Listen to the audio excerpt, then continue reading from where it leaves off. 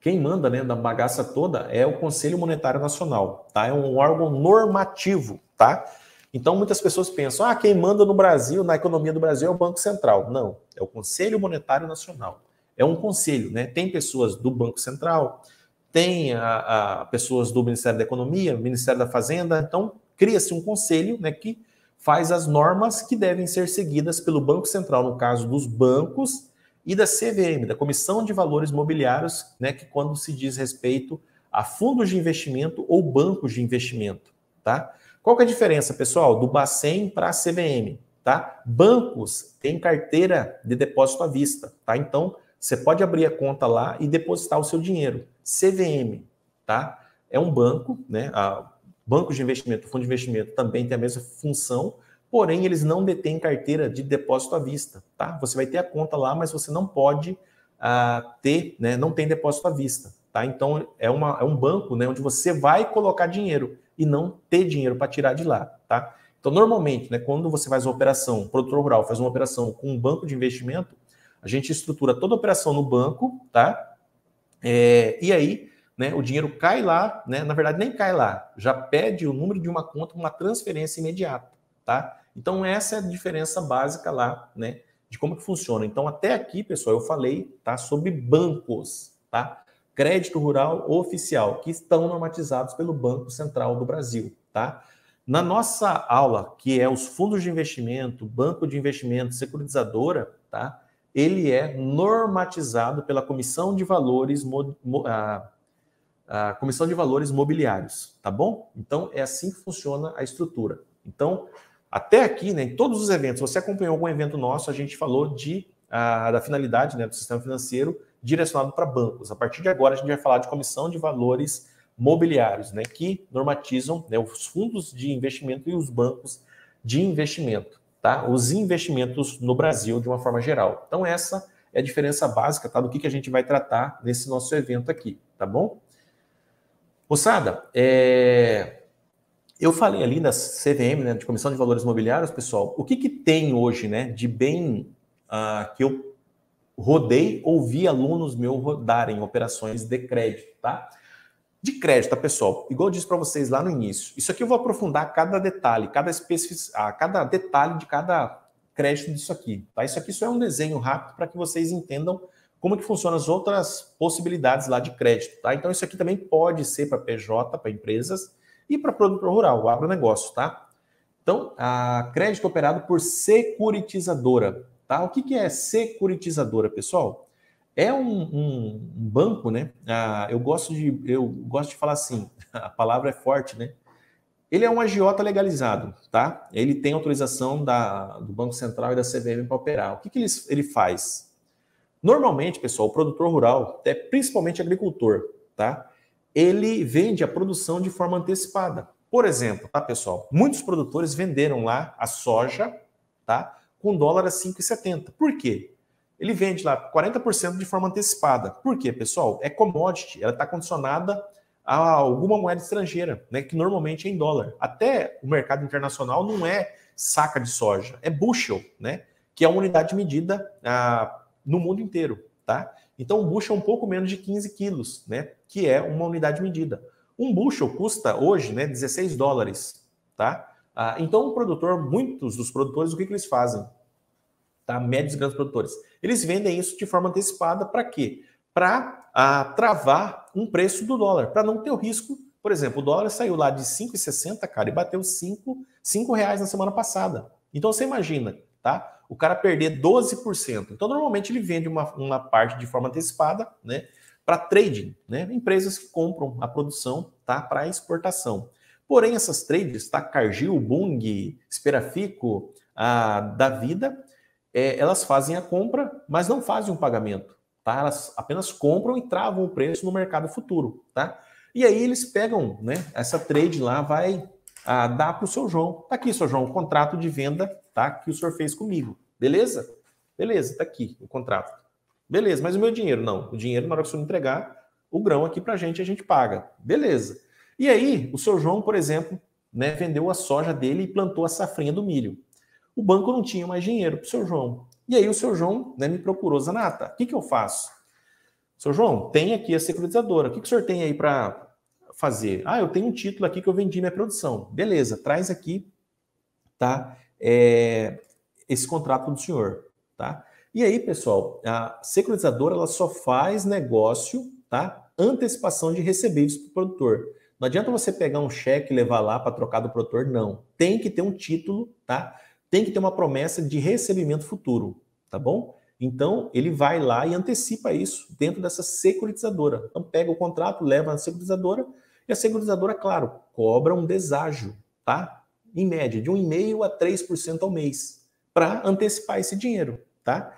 E a securitizadora fica com esse título. E no dia do recebimento, né, ela cobra o deságio, né, passa hoje o valor atual para o produtor cobrando. Ah, é para 60 dias, 90 dias, 120 dias? Beleza, 10%. Então é 1 milhão, 10% eu vou te dar 900 mil, tá? E eu fico com 1 milhão para receber nesse dia 30/6 da multinacional. Beleza? Beleza, tá? Então é assim que funciona o crédito com securitizadora, tá, pessoal? Então ela faz essa antecipação, tá, desse valor para esse produtor rural lá, tá? E transforma esse valor em título, né? Então ele pega esse título, né, a securitizadora, e vai no mercado de novo. Ó, eu tenho 1 milhão aqui. Alguém quer antecipar para mim? Por quê, pessoal? A securitizadora também ela tem um valor, um capital limitado, né? E a gente está falando de milhões de reais, né? Então ela precisa ter fluxo de caixa também. Então ela troca para o seu João 1,5% e ela vai no mercado e troca 1% e joga o dinheiro de novo na roda girando, entendeu? Então esse é o papel da securitizadora, tá? É crédito, bota o dinheiro na conta, não é um uso livre, o produtor vai colocar para fazer o que quiser com esse dinheiro, né? Não precisa de comprovação documental, tá? Nesse sentido lá, tá? Crédito com bancos digitais, tá, pessoal? Dinheiro também é crédito. Tudo isso aqui, pessoal, é uso livre, tá? O produtor faz o dinheiro, o que quiser com esse dinheiro lá, tá? Então, o produtor, né, em troca, né, ele dá uma garantia. Normalmente, um imóvel rural, um imóvel urbano, tá? Então, é uma operação, né, que é lastreada por uma garantia real, tá? Ah, eu tenho minha fazenda aqui, eu preciso, Zanata, de 5 milhões. Beleza, a fazenda vale quantos? 10? 15? Beleza, dá a garantia, dá a fazenda como garantia e o banco te dá ali um dinheiro, tá? Normalmente, pessoal, operações de curto prazo, tá? 12 meses normalmente, tá bom? E aí, fundo imobiliário também, né? Que é um negócio muito interessante também. Aqui, tá? Pode ser um imóvel urbano. Na verdade, só imóveis urbanos, tá, pessoal? Eles não fazem com imóvel rural, tá? E aí, ele faz operação de longo prazo, no mínimo 36 meses, tá? Em troca desse imóvel rural. Normalmente libera lá 50%, 60%, 70%, de acordo com o score, né? Do risco, do histórico desse produtor. Se é um bom pagador, 70%. Se tem histórico de não pagar a conta, vai antecipar 30%, 40% desse imóvel para esse produtor rural, tá? Isso aqui até 36 meses. Zanata, que taxa que você tem? Cara, eu tenho taxa de 0,75 mais CDI, tá? CDI hoje, 0,7 mais IPCA, tá? 0,7 ao mês, tá, pessoal? Então, é um juro, assim, que não é tão atrativo, tá? Mas, né, para um momento ali que o produtor precisa daquele dinheiro, é uma fonte, né, que o produtor pode buscar nessas novas oportunidades lá, tá, pessoal?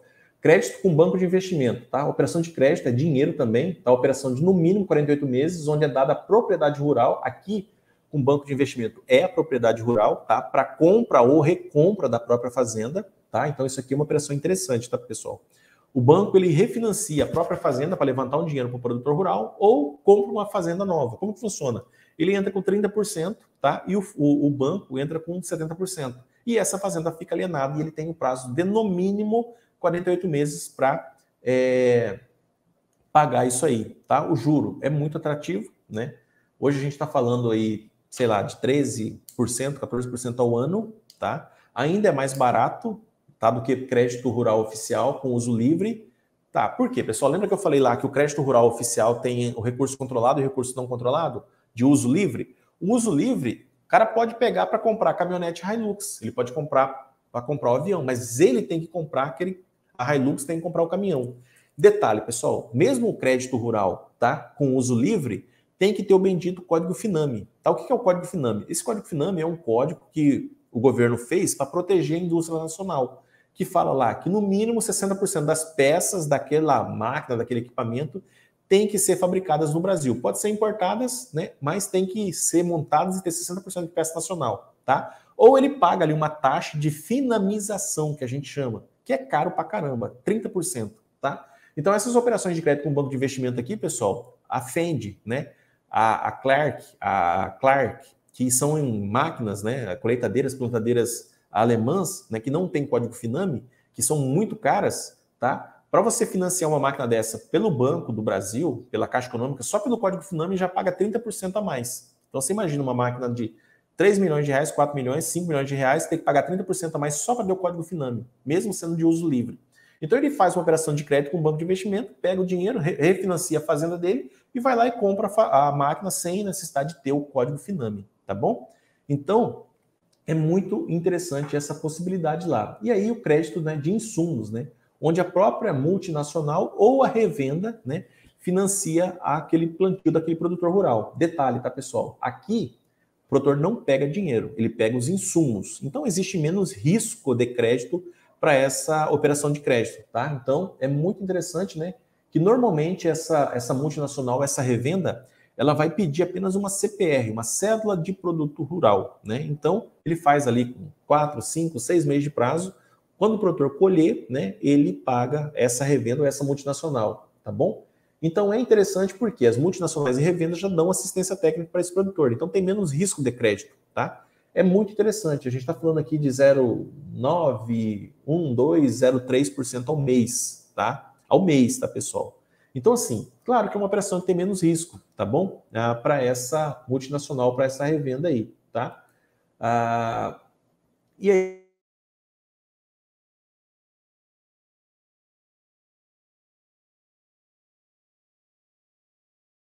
prático, tá? Tudo é feito através de documentação, a comprovação documental, tá bom? Então, não é burocrático, tá? Mas tem uma exigência documental, tá? Então, o que é burocracia, né, pessoal? Que essa palavra que assusta, né? Burocracia é uma execução de uma atividade por funcionário com um cargo bem definido e que se pauta por um regulamento fixo, tá? Determinado por uma rotina e hierarquia com linhas e responsabilidades bem, né, demarcadas. Então, eu sempre gosto de trazer essa definição de burocracia, pessoal, porque aqui, ó, funcionário com cargo definido, pautado por um regulamento fixo. Porra, se é por um funcionário, né, que sabe o que vai fazer e tem uma pauta fixa de regulamento, porra, a gente cria um checklist e domina esse negócio, né? Então, aqui que é o segredo, pessoal, né?